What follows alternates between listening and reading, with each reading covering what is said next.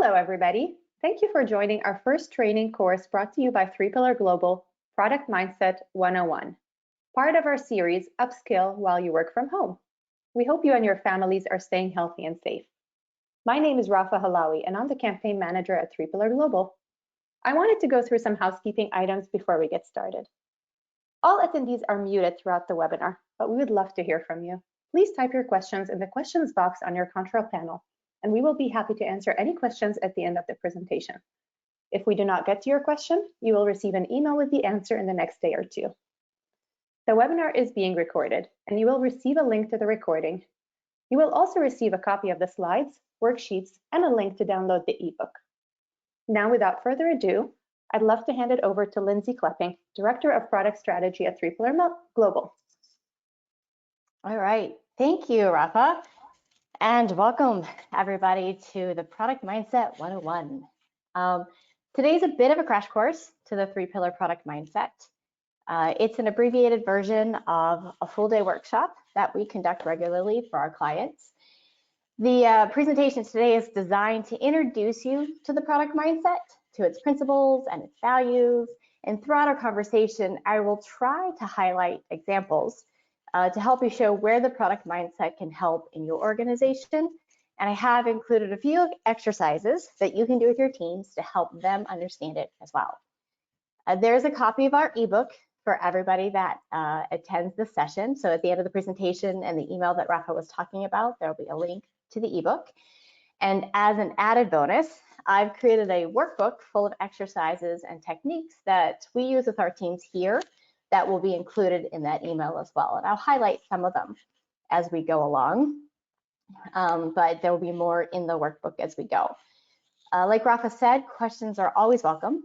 We'll leave some time at the end of the presentation, drop them in the question portlet, and if I could figure out how to pat my head and rub my belly all at once and manage all the screens in front of me, I will answer them as we go.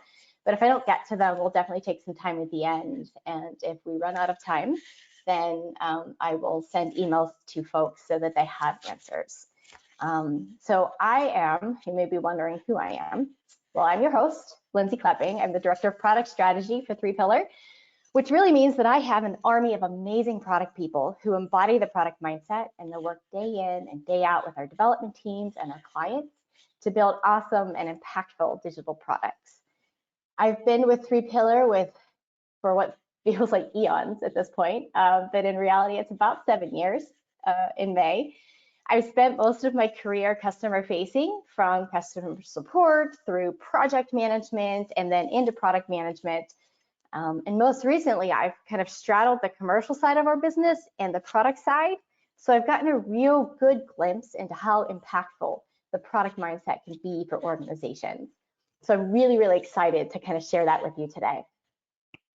Our goals for today is to introduce you to the product mindset, to help connect the product mindset to your day-to-day work by providing some examples, and we'll talk through some exercises.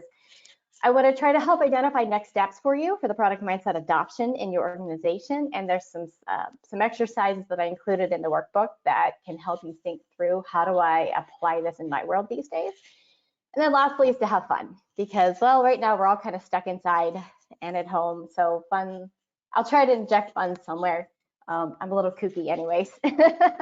So that is a lot to get through in 50 or so minutes. So let's get started. This is the time generally in workshops where I hand you a set of Sharpies and sticky notes and ask you to help me define, first of all, what you think a mindset is, and subsequently what you believe the product mindset to be. And it's always a fun conversation, but it's rather lengthy. And we only have, a certain amount of time here, so I'm going to kind of cut to the chase and help define it for you. So a mindset is a collection of thoughts and values that people hold true and close. They guide how people think, how they ask questions, how they make decisions. They really guide how people approach the world. Mindsets can be held by individuals, but they can also be shared by teams. The 3-pillar product mindset changes the way that these teams think about building digital products to focus on things like business outcomes and creating value for your organization instead of just building features or maximizing the amount of outputs. We teach it here to everyone at 3Pillar, whether you're in HR, finance, or in development. Everyone here learns it. And I've taught it, and a bunch of us teach it globally to organizations outside of 3Pillar. I mean, we even have a book about it, in case you haven't heard. So we believe it's that important. And then you'll probably say, okay, cool, but why? Why is it really that important? Well, because teams with the right mindset can deal with complexity and change. And up on the screen is a quote directly from the book. And I'm going to paraphrase and add some color as we go, so I'm not reading straight to you. But the idea is that teams will constantly learn, improve, and adapt. Instead of being stopped by a problem and getting stuck around the axle whenever something doesn't quite line up, the product mindset encourages them to explore alternatives, to take risks, and to work hard to overcome those adversities and to figure out the answers. So the product mindset encourages entire teams to ask questions and try to understand why. Why are we trying to do this for folks? And you may be saying to yourself, well, that sounds great and awesome and works really well in your world, but my world's not quite like that, or my company doesn't think like that, my team doesn't think like that. Well, I have some good news for you. Minds can change, right? Mindsets can be changed. People's mindsets, companies' mindsets. It's been proven time and time again that people can adopt new mindsets if they try. Is it easy? Not always. Is it worth it? Usually. So in our time today, I will spend some time, I'll spend most of my time telling you about the product mindset, its principles and its values. But more importantly, I will try to give you examples and ideas of how you can start that in your organization. Because mindset shifts are not easy. They are cultural, they are wide-reaching, but they can be done. All right. And actually, let me tell you a quick story, because this is a really good example of both kind of where the product mindset came from and why it exists today, and getting a company to change their mindset.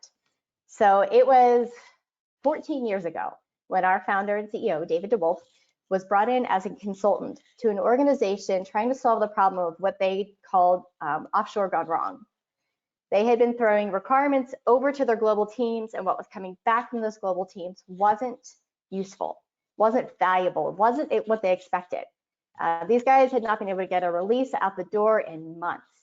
And so David was brought in as a consultant to try to figure out why, what was going on. So he did his analysis, typical people, process, tools, technology. It came to the conclusion that the people were great, smart, knew what they were doing. They knew the product that they were, or the technologies they were trying to use. The process was fine. They used Agile. They were really sound, Scrum House. They knew what they were doing there. The tools and the technology, those are great too. There was nothing wrong with them. What was missing though was the connection between the team and the context. So the teams had no idea why they were building what they were building and why they were building it. They were simply doing as they were told and reacting to requirements. And as most folks know, what we say we want and what we actually want don't always align. So I may ask you for something, and when you hand it to me, I'm like, oh, actually, that's not what I wanted because I interpreted it wrong. And if I didn't tell you the context of why I wanted this, then it's no mystery why they didn't connect. So what David had found is that they lacked the context. They lacked the understanding of what they were building and why that was impactful to the organization. So that's essentially where the product mindset came from. David came down to the fact that these teams needed to understand the outcomes that they were building for. What were we trying to accomplish? What were the goals we were trying to achieve, and how were we trying to impact the business? So at the top of the product mindset, at the kind of the core of the product mindset, is building for outcomes. And we'll talk a lot about outcomes today. When we build for outcomes, we do three main things. We minimize time to value, which means we make it small, find the smallest solution, make it quick, get it out there, start getting feedback. If you can monetize it, that's awesome. That's a bonus. But the idea is doing something small and getting it out there so we can prove that we're on the right track. We can start creating value quickly. Then we solve for need, and this is really, do we understand our business? Do we understand our users? Are we solving a problem that actually exists? And really trying to understand what are the problems and building solutions that help solve them. And then the last thing is excelling at change. And I this is simply saying that change happens, right? I would lay money that over half of the folks on the phone are finding themselves in a brand new situation that they've never been in before by working remotely 100% of the time. And I would lay money that a lot of those folks also have a new role, which is teaching their children. These are all things. This is, change happens. The world changes around us. And when we excel at change, we embrace that and we understand it and we find the opportunities inside of it and don't let it freak us out because there's a lot these days.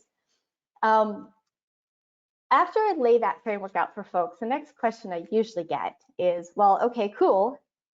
Where does this fit? So where does a product mindset fit in my day-to-day work? And it's easiest to kind of break it down into how we think. So the product mindset changes the way that we think. It changes the conversations that we have around the table to focus on things like what type of value are we trying to drive? What are the outcomes that we're trying to achieve instead of what are the features that we're trying to build? So we go from features to talking about outcomes. So that's kind of that's the how we think and the conversations and the way that we approach the problems. And then there's the how we work. And that is your day-to-day, whether you are agile, whether you are waterfall, whether you are safe, scrumfall, whatever inside of there. None of those, maybe. It's how you do your job day-to-day. So product mindset guides how we think, and it guides the way that we work. And then we combine the two of those together, and that helps us meet our objectives, serve our customers, and build awesome products. Now, let's see. You've heard me use the word digital product a couple times, at least so far in the first 5 minutes of our conversation. At 3Pillar, we view digital products differently than other types of software. Digital products are customer-facing products that are revenue generating, and they're fundamentally different because they do three things. One is that they have to self-fund. This means that they have to find a way to put value back on the table, whether it is cold hard cash in revenue, whether it is trust with your stakeholders, perhaps it's operational efficiencies. But the key of it is that it has to find a way to continue to fund itself so that we can keep doing what we're doing. So it has to be self-funding. It has to be chosen, and it has to be chosen often by the users. If you want a successful digital product, you have to have a product that people are going to choose to use over other things. And then last thing, products are never done. And this aligns with the fact that the world changes around us, technology changes, people's needs change. And so products never done means that we're always having to learn and adapt our product so that it continues to meet the needs of our users both today and tomorrow. Now, I recognize that not everybody on this call is building a digital product. Heck, some of you may not even be building products at all. And I can say that I've seen this work outside of product development and in the world at large. I mean, I put it on my kids all the time. And that's the beauty of a mindset, right? It can be applied to a lot of different things. So it doesn't have to be. Now, our focus in the rest of the conversation will be on digital products. That's kind of the scope of what we do. But I will try, as I get an opportunity, to open up the lens a little to help connect it for those that may not be building digital products. All right. So I'm going to ask you a question, and I'm going to ask Rafa to pop up a poll. And this time you actually get to answer it. I'll give you a few minutes to answer it, or a few seconds. How many people can articulate at least one of your business outcomes in your organization? And I'll give you about 10 seconds to answer the question.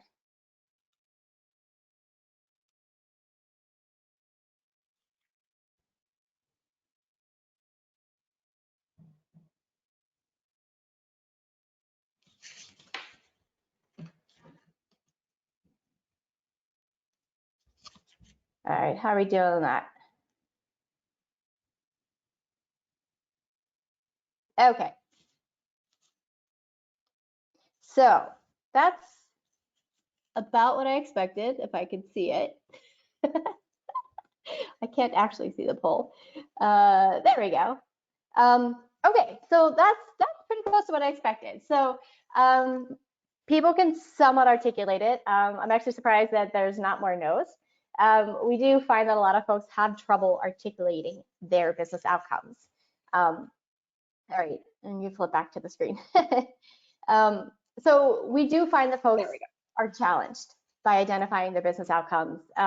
When pressed, they can do it. Maybe they can kind of do it. They, somewhat can answer it.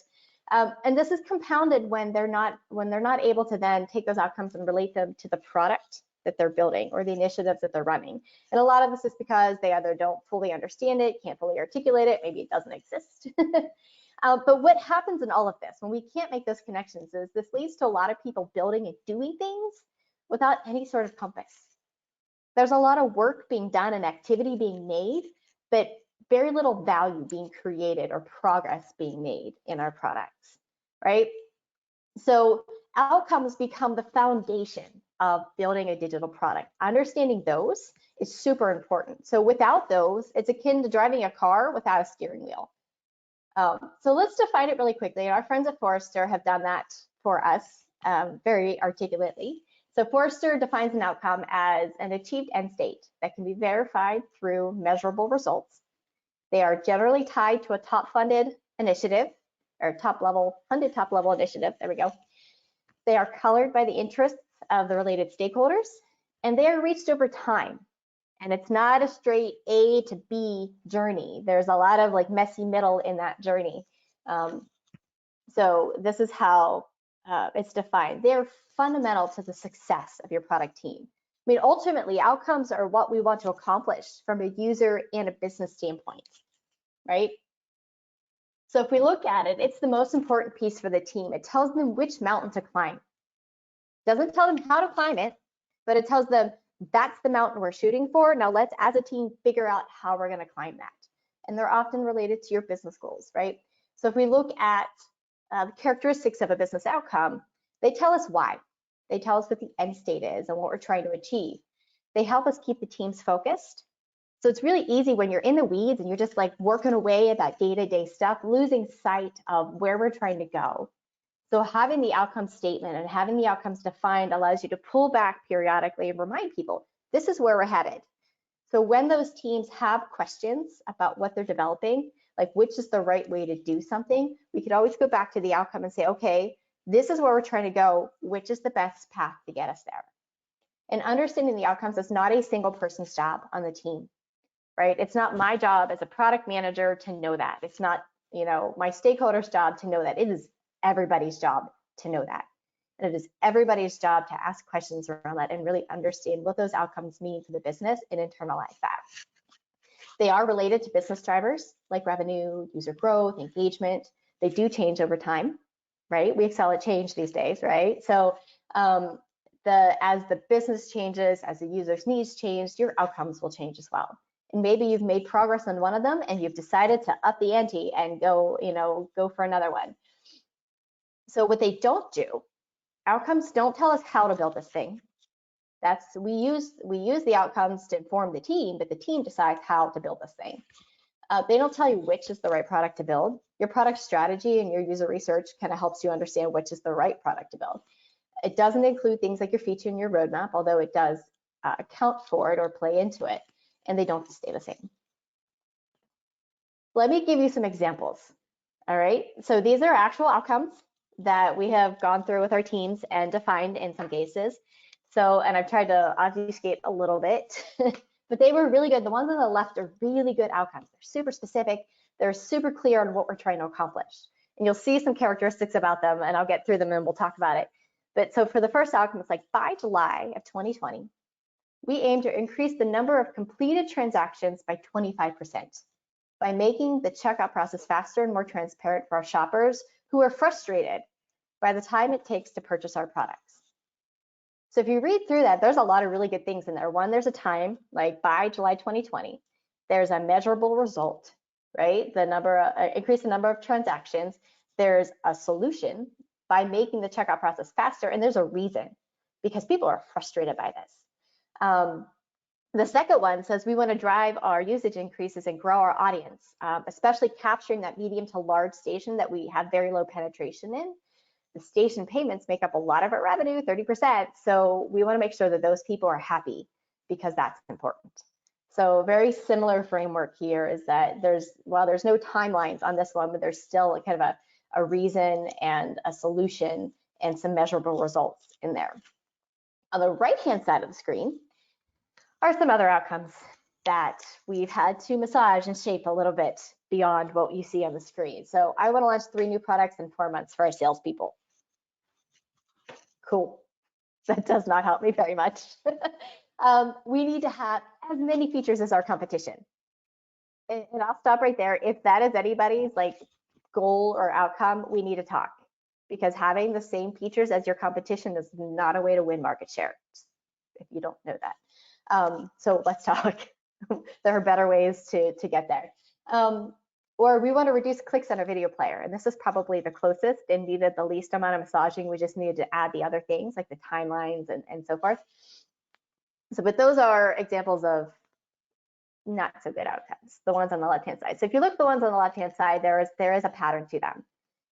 And so this is one of the exercises that I use with our teams to help build this, because getting people to agree on what the outcomes are is not always easy. You have various stakeholders running around in different places, and getting them all together to agree on something is sometimes an effort. And I have an entire talk on just that. But for the purposes of our conversation today, building an outcome statement, there are 2 formulas that I tend to lean on. I lean on one more than the other, and I'll share them here with you. So the first one is that, and this is a statement, write it down on the wall and start mad-libbing it, right? So the business outcomes we're striving for is something. So you put your business outcome in there, and will be measured by something else. So I'm going to measure this by, increased daily active users by 25%, spitballing stuff out there at you, and achieved by building a certain product for a user. And the reason I don't use this one as much is because it makes me define the product and the user. I tend to go for the second one, also because the second one is time bound. And the second one is, by a specific date, we will do something. So we will increase user counts by 25% by creating a more fun experience, because our experience right now is terrible. Right? Terrible example. But if you go back to the previous example, you'll see this one is a great example. The first one, nope, there. By 2020, so there's your date. We aim to increase the number of completed transactions by 25%. There's your goal. By making the checkout process faster and more transparent for shoppers. There's your solution. And who are frustrated by the time it takes to purchase our products. And there's your why. This is why we're doing this. This is what we're trying to change in our users. So this outcome statement framework is in the handout sheet that I have for you guys afterwards. I fully encourage you to print it out, write it down, and stick it on a wall. And have all your team members stick it on the wall in front of them, because it's really good to remind yourself over and over again what your outcomes are and what we're trying to build. All right. So now that we've covered that, let's look at so we've covered the foundation. We've talked about building for outcomes. What are outcomes? Now let's talk about how we build upon it. If you remember 5 minutes ago, there were 3 principles to the product mindset that help us build for those outcomes. And the first one is solving for need. This means that we truly understand what our users are facing and what are the problems that we as a business are uniquely positioned to satisfy for them with our products or our process or initiatives or whatever we're building. Right? It's working with our users to understand their challenges and build solutions to solve those problems both today and in the future. And it's not just looking at users, it's understanding your business as well. So if you look back to the 3 characteristics of a digital product, one of those was that they must be chosen. How can you expect a user to choose your product if you're not solving a problem for them and solving a problem better than someone else might? Consumers today have so much choice in the digital economy. There's probably 4 different apps for anything you want to do these days. If you want them to choose your app, your program, your piece of software, you need to solve their problem better or faster or differently than someone else does. And in order to do that, you really need to understand what the problem is that the users are facing. So how do you do that? Well, We've identified 4 kind of characteristics that help us identify a true problem, or is this a true need that a person has. One is the customer recognizes it as a problem. They, whoops, there we go. They know that it's a problem. They have recognized it and said it. They feel pain, some sort of pain, whether it's monetary pain or process pain or whatever it is, but they feel pain. They've tried to solve it, but they may have failed. And they're willing to spend money, right? So they're willing to put money against it. If you have all 4 of these, then you have a problem. If you have less than 4 of these, you have a little bit of a battle to fight.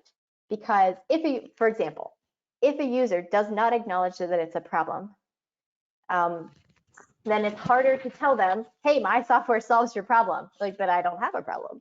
Why would I use your software? Or why would I use your product?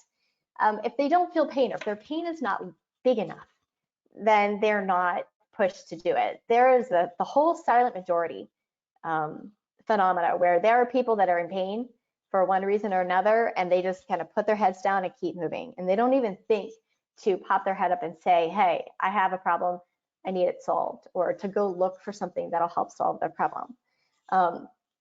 So if you don't have all of these, you have a little bit of a battle. It's not insurmountable. You've definitely got a bit of a process. So like, for example, out there in the market, there are a lot of folks that have capitalized on small problems. Instacart. Instacart has recognized that there is a need in the market for someone to do small shopping trips, right? So our office manager uses Instacart all the time because the office needs things. She can't get out to get it, and she needs it soon. So she will use Instacart to go get those. And they recognize the problem in the market and put a solution around it. TaskRabbit was great too because they found, they saw a need in the market for people that had these tiny little micro jobs that needed done, whether it's standing in line for somebody or hanging a picture or what have you. And there's a whole population of people willing to do those jobs. And so they recognize an opportunity and put a product in place to allow you to capitalize on that and to leverage that.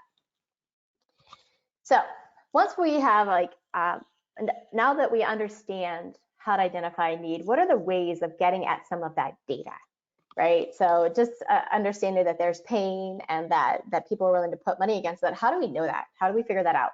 There are some needs assessments and process tools that we like to use. One is data analysis, so analyzing the data, web analytics data, market data, things like that you might have. We use interviews and observations. So this is your user testing. These are your ride-alongs that you want to do ethnographic research and observe the people as they go about their day to see where the real pain points and the choke points are in their day.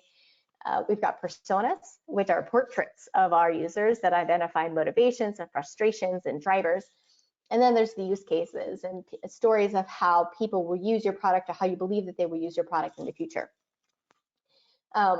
So each one of these has a set of exercises, has a set of efforts behind it to really uncover the information. And I've included some of them in the packets. But what's important here is that once you've identified these needs, once you've identified these users, these outcomes, make them visible and review them often. I'm a huge believer of information radiators, getting things up on the walls around you, getting them visible so that you're reminded. We put personas on the walls. Our teams have the outcome statements on their desks with them, just so that you're constantly reminded of why are we doing this? What's the context that we're working in? A really great example out there these days of solving for a need. The personal finance genius Intuit knows that successful products solve for a need, and they're really good at this. They have a program called Follow Me Home, which for years has kept their staff apprised of the various user needs. So with the program, the staff members spend time with people in their homes and offices, well, at least previous to 6 weeks ago, would spend time with people in their homes and offices to better understand their lives and how they work. And we call this ethnographic research. I mentioned it before. By getting to know their customers so personally, Intuit started to notice that some of them were using Mint to tag things, expenses in really weird and unexpected ways. And as they really dug into it, they realized that a growing number of their customers were involved in the gig economy. So they were Lyft drivers or Uber drivers or shopping for Instacart or doing Airbnb, this kind of stuff. And they were trying to track their expenses for tax purposes in Mint. And Mint wasn't exactly built to do that. So they noticed also, because people weren't able to do that or they were tagging it weirdly, they were missing thousands of dollars in potential tax write-offs for these people. So Ben Blank, who is the innovation leader, was the innovation leader at Intuit, shared during Lean Startup Week a couple years back that these observations uncovered a new need in the market for them. Their customers needed an easy way to capture those write-offs. And who is better positioned to do this than Intuit and all of the financial software that they offer to their customers? So they built out and launched the QuickBooks Self-Employed product that you see on the screen here, that I am intimately familiar with and love using. It works really, really well for my needs as well. So this is a really great example, and they did follow-alongs, they did data analysis. So if you look at the 4 things I was talking about earlier, there was data analysis to say that they were missing these tax write-offs. They did the follow-along so that then they had the personas.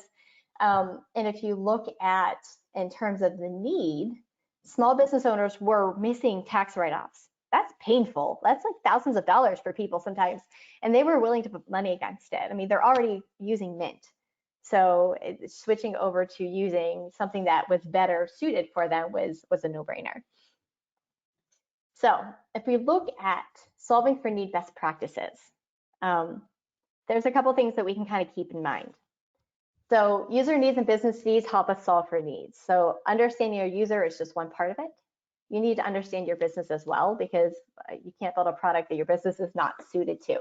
You need something that you are uniquely suited to build to help these people with their problems. Everyone on your team should understand, restate, and check regularly these needs, right? So again, this isn't a one-person thing. This isn't a product manager that tells everybody. Everybody on your team needs to understand this information. We need to solve for today's needs. We can solve for tomorrow's needs, but it adds a lot of risk. So solving for today, not forgetting that tomorrow is going to exist, but we have a problem today that we need to start solving for. If you had asked me 9 months ago what today would look like, I would not have told you this. I would not have told you that I'm working at home full time while trying to homeschool my children full time. I would never have imagined that scenario. So if I had tried to build something, or if I had tried to plan something for today 9 months ago, I would have been way off the mark. So I have a problem today that I need to solve for. And I know that I could see a little bit of what tomorrow is going to look like, but there's an immediate need I need to solve for. So focus on solving for today's needs and understand that tomorrow will come, but what tomorrow looks like may be vastly different than what you understand today. Throw away all notions of what you think users want. You are not your user most times. I'll repeat that. You're not your user most times. I have to remind myself that on occasion. So talking to your users and understanding your users is really, really important. So put away what you think they want. If you think they want something, go test it. Go spend a little bit of time with your users and really validate that that's true. I know folks that have been in industries forever and ever and ever, and like, I'm a SME, I know this stuff down pat. But when you really start talking to the users, there are nuances and there are differences. I used to be that way. I used to be like, I got my users, I got this, nope, I'm cool. And I was proven wrong a bunch of times. So anyways, multiple data sources give a better picture. Just like satellites like to triangulate on 3 or more points, we like to triangulate our needs on more than 1 point. So if you have one of these, that's cool. If you've got 2, that's better. 3 or more, having 3 different angles really helps you understand the need and really helps you pinpoint what the needs are. And then the last thing is talking to real users regularly. Like, actually go out and talk to your people. Listen to your salespeople, listen to your customer support people, and then talk to those users or those intended users of your product to really understand what they're facing. And this isn't a like, hey, this is like, oh, let's just go talk to a couple people. This is easy. There's definitely a process behind it. But if you look at it in the spirit of the law, understanding your users and understanding what their problems are helps you build a better product for them. All right, so now that we've talked about solving for need, let's shift to minimizing time to value. And this is one of the harder ones for people to get their heads around, because minimizing time to value means you need to put your baby aside for a minute. Put your big, fancy vision aside and think about what you can do right now. The smallest solution possible to solve either your biggest problem, your biggest opportunity, maybe it's the biggest hurdle you have to figure out before all the rest of this can go forward. But finding a small, quick way to solve that and get it out there, to get feedback, to start generating value, to even potentially start generating revenue, right? So if you can monetize these tiny little pieces, that's fantastic. Not everybody can. But you want to spend, 2 to 3 months at the most getting something out there and testing it, whether it's paper prototypes or clickable prototypes or something like that, and not 6, 8, 10, 12 months. Because by the time you get to 8 and 12 months, things have changed, and you will have had to have adapted already and missed the opportunity to do so. Let me tell you a quick story, and I tell the story to every one of my trainings. This came from our former CTO, Jonathan, and he says that you start a project with a stack of dollars on the table, and as you progress through that project, you are taking dollars off of that stack, and at some point you're going to run out of dollars, and most times you are not going to be done with your project. And so then what? So you need to find ways to start putting dollars back on that table. And it could be actual dollars, like cold hard cash, revenue-based numbers. It could be trust, showing people that we are making progress. Look, this is what we've done so far. It could be operational efficiencies. Maybe you're not building a customer-facing digital product, but you're building some kind of internal system that's helping your people run better. You're building something focused on customer support and making your customer support people better at what they do. Those are operational efficiencies, and those still pay dividends. But at the start of a project, there is so much activity, right? There are stickers, there's meetings, there's Jira, there's just all this frenetic energy that's going on. But as the project moves on and the team kind of finds their rhythm and they start moving, activity starts to wane. And if you don't have anything to show for it, if you're not continually delivering value and showing people what you're doing, the stakeholders that are funding this are going to start asking, what's my money paying for? What are you guys doing?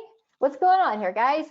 So you have to find a way to minimize time to value, to show value quickly. And again, it doesn't have to be, revenue generating value. That's always wonderful. I love revenue generating value. But it could be, showing clickable prototypes and, hey, this is great progress. I have a fantastic story, actually, just thought of it. I was working with a customer who had a great idea and wanted to get that idea funded, but didn't have a lot of time to do it. So we spent about 3 weeks doing some really intense research and then 2 rounds of sketching and designing on a medium fidelity clickable prototype, meaning I was able to click through the screens and kind of show them at the end-to-end process, but it wasn't like super flashy and designed. Well, that was enough because he was able to take that into a meeting with a bunch of stakeholders and get the project funded. We did it in 3 weeks. I could have spent 6 months building him a product and then hoping to heck, they funded it. Or he could have just said, I can't do this and not get it funded. So spending that 3 weeks, minimizing time to value and getting it out there allowed him to then take it and get it funded so that we could build the bigger product, which was totally cool and so fun. So looking at minimizing time to value, this is launching one slice. This is why it's so hard. It means solving one problem that users have today with one piece of functionality, making it good enough. So let's not let the enemy or perfect be the enemy of good, I think is the saying. Get it out there quickly so that you can see how users are using it and improving upon it. The best example I can give you is an e-com system, and I'll use a blinds manufacturer, right? So you've got 200 different blinds with 50 options each. You've got payment options, you've got shipping. So you've got about 4 steps through the process. I could sit down and develop all the blinds and then go over and develop all the options and then go and develop all the payments and then all the shipping. And I'm looking at 6 to 12 months before I can launch anything. I'm looking at 6 to 12 months before I can test anything because nothing exists end to end. I don't even know if the steps all connect together, right? Instead, what I can do to minimize time to value is flip that and do just a little slice. So I'm gonna go grab your 80% blind, the one that most people buy, and take the top 3 options out of that blind. So those are the ones that most people will select on there. Give you 1 payment option and 1 shipping option. And I can do that in, say, 3 months. So now I have an end-to-end process. I have now validated that all the steps will connect together and work together. I also have the 80% blind that I could release and let people start buying if I wanted to. A reality says most people aren't going to do that, but I could. I could put that 80% blind and start driving revenue back to my organization. But that's cutting that little slice. And it's hard for people because you're like, well, what happens if I don't get the rest of them? Like, well, you have to trust that will come. You are validating that this end-to-end process works. And you've now created trust that it works. And now let's go add the rest. And then each piece is done incrementally after that. It requires you to prioritize ruthlessly.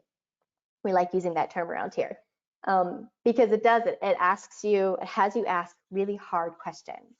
And that's kind of why I have this exercise in here for you guys. So prioritizing ruthlessly is a lot of times challenging for people because everyone has personal positions and some of them have, personal projects that they want to see get done. And there's a lot of emotion that gets involved in this type stuff.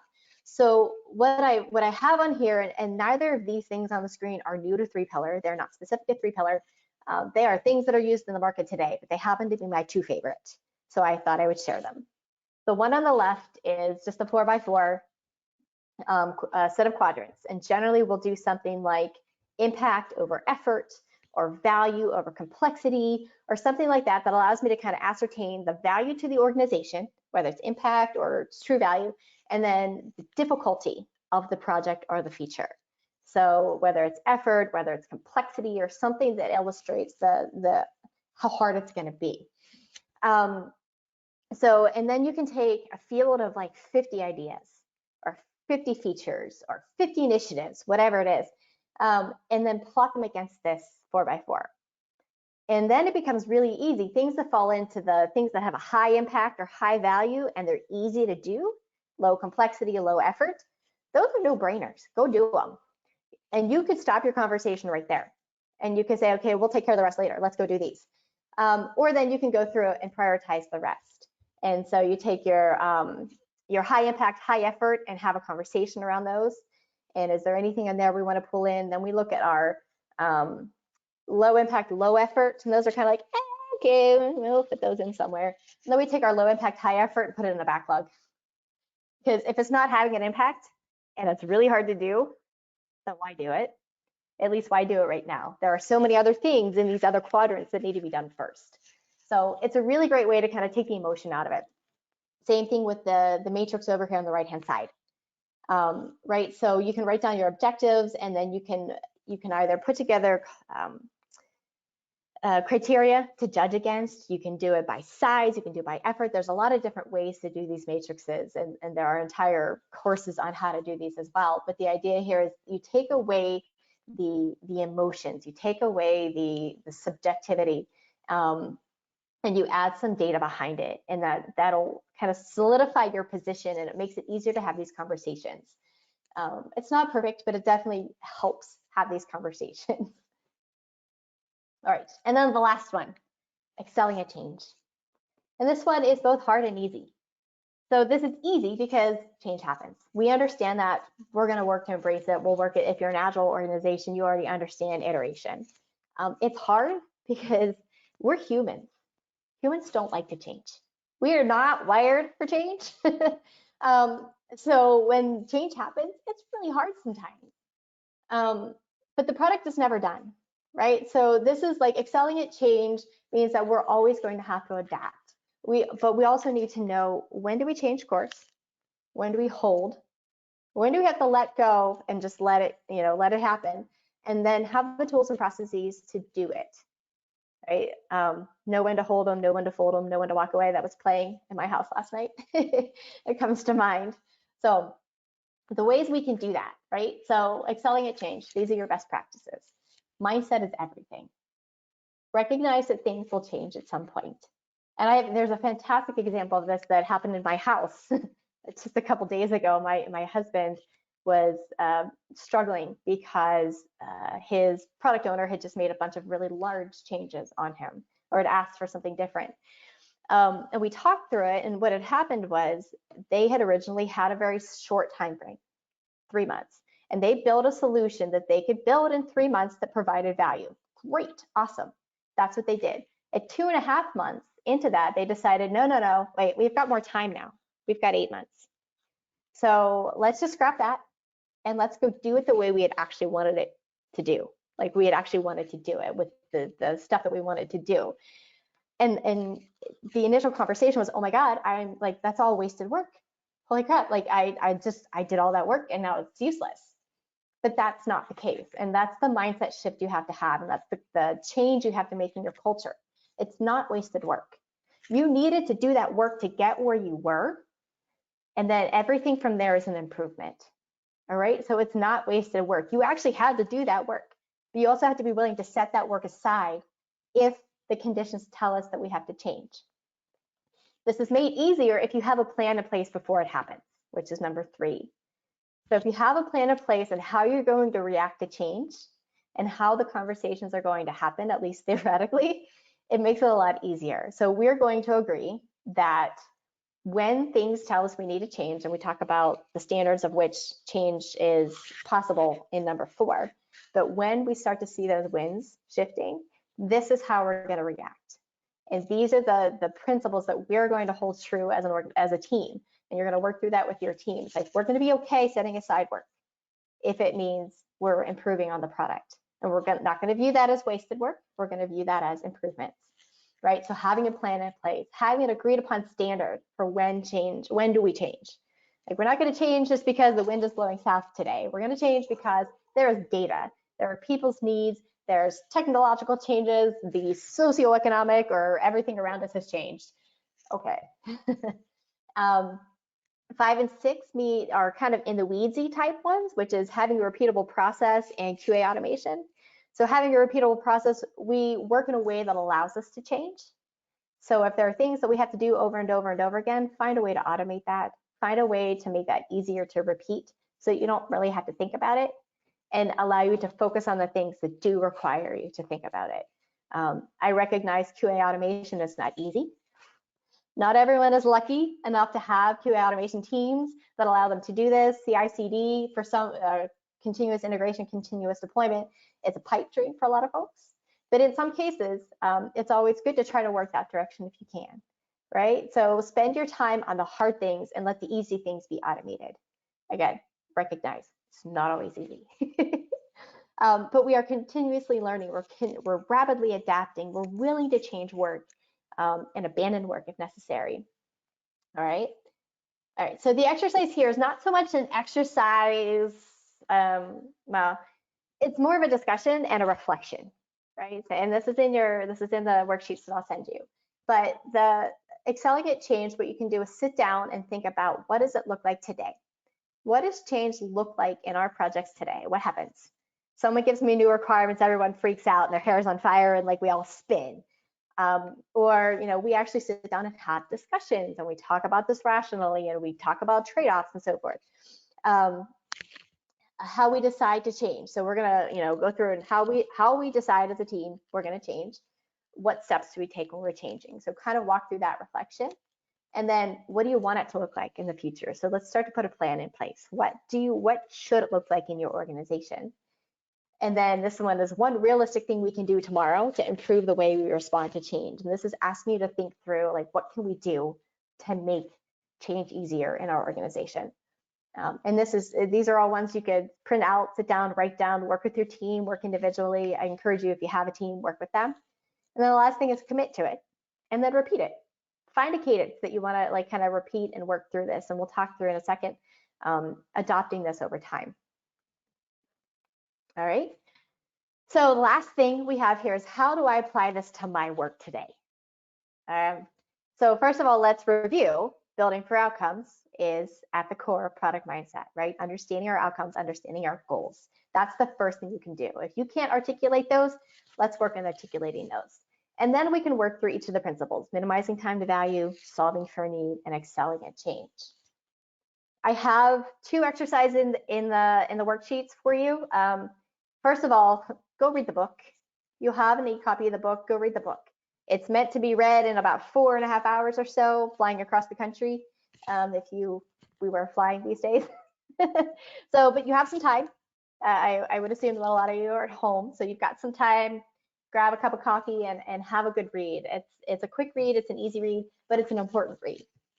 So read the book, and then once you've read the book, come back here, and these 2 worksheets are 2 different ways. So the one on the left-hand side, it's kind of a step-by-step, how do I introduce this to my team? And there's some language and verbiage in there to help you we start using the languages: building for outcomes, excelling at change. We start aligning our people. We make it open, and we start to adapt it, because we know this isn't going to work for everybody exactly as it stands today, right? We're going to have to adapt a little bit. Align your goals and incorporate it. And then on the far right-hand side is a what now. So I want you, so this is a lot, right? So this is not going to happen overnight. This is an evolution, not a revolution. So culture change, all that stuff is hard in an organization, probably even more so now that we're all not in a room together. So what I'm encouraging you to do is pick one of these. Minimize time to value, guys. Pick one of these that you think you can have an impact on in the next 3 weeks, 6 weeks, 9 weeks, whatever, and identify some steps you're going to take. And like, look at it, you don't have to do it in this order. You can, okay, I think we're really good about like understanding users' needs. Let's see if we can get better there, and let's lock that down, and then go to the next one. But pick one at a time and go through that. And the last thing, I'm sure there's a bunch of you on the phone, or some of you on the phone, that are going, okay, this is cool, it makes sense. I get it, but I can't do it because this is just way too big. There's a lot here. We're not all dysfunctional. Well, keep in mind, it is an evolution. It's not a revolution. I said that before. This takes time. Start small. Think big, start small, modify it, iterate it. Pick one principle. Pick one thing you can change, whether it's a month or a week or whatever your time frames may be. It's never a straight line. I promise you. There's a great graphic somewhere from the messy middle where you've got a nice line with a big jumble of stuff in the middle, and then you've got a nice line on the other side. There will be ups and downs. You will figure things out. You will adapt.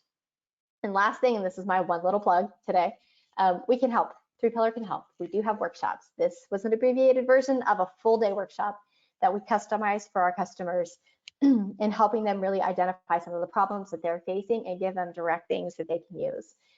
We've got coaching and teaching that we can do for you guys. We've got best practices, and there's a bunch of follow-on stuff like the worksheet and the links to the book and things that'll be in the email afterwards. So that's it. So that's our book.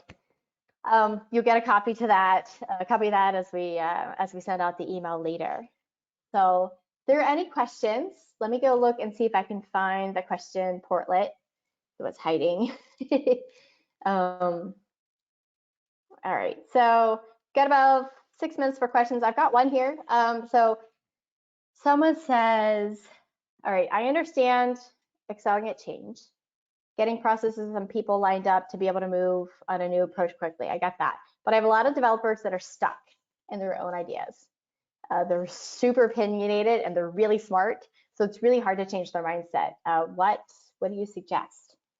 That's a good one. And that's not at all uncommon, right? So we get a lot of folks that are like, oh, I got this. I do this. Yeah, we're cool. I don't need to do anything else. Or I don't want to do anything else. How we do it today is great. I'm cool. We're making progress.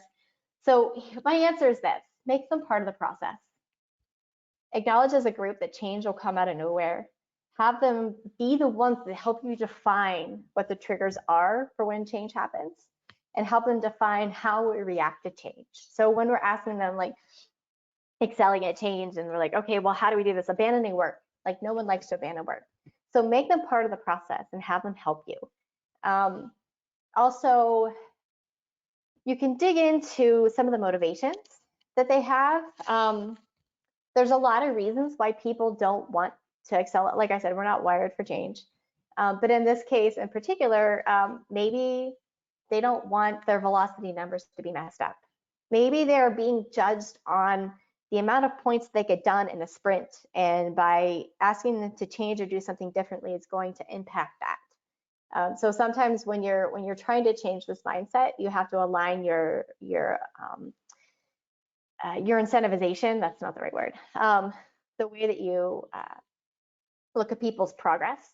And so if you're judging people based on the velocity numbers that they put out, then that's all they're ever going to focus on. They're not going to focus on creating value for your organization. So once you understand those motivations, once you understand what those hurdles are, it'll be easier to help change them. And then understand, one of the other things is understand or make sure that they're not over investing in a feature, if that makes sense. Like if I spent 2 weekends away from my family to build a super complex feature, I don't want to let it go. Like I didn't waste. I spent all that time, personal time, because I thought it was valuable. And then you're asking me to set that aside. This is the problem that I have at my house right now. You're asking me to put that away. Like, but that was a lot of work. That was a lot of time away from my family. I don't want to put that away. So make sure that they're not over investing in the feature. Make sure that, we're also kind of maintaining some semblance of normalcy for them, and making sure that, while they are personally invested, we are keeping the overall objective in mind so that we don't overinvest in certain things. So I hope that answered the question. There's no feedback in this thing, so I don't know if it answered it or not. I'm really hoping it did. Lindsay, just one thing I wanted to say. I did put in the link to download the free ebook that we're offering in the chat. So if anybody wants to check it out there, they will also receive it in the follow-up email that we're going to be sending within the next day or two. But if they'd like to download it right now, they absolutely can. Okay. And let me look. Is there any other questions? Nope, I don't see any others. So, all right, well, if there are any questions, Rafa, you and I can find a way for them to allow us to ask them. I'm sure this is a lot to kind of consume all at once. This is a lot of information to stuff into an hour, by the way. So yeah, we actually just got a couple now, and I don't know that we have the time to actually get to all of them since we do have 3 minutes. So maybe Lindsay, you'd like to just reply through email? Yeah, I can do that.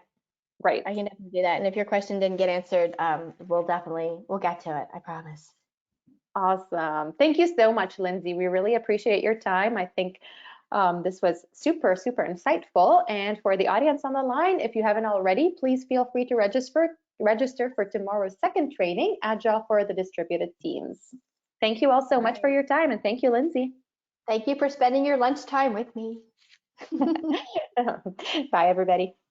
All right, bye, guys.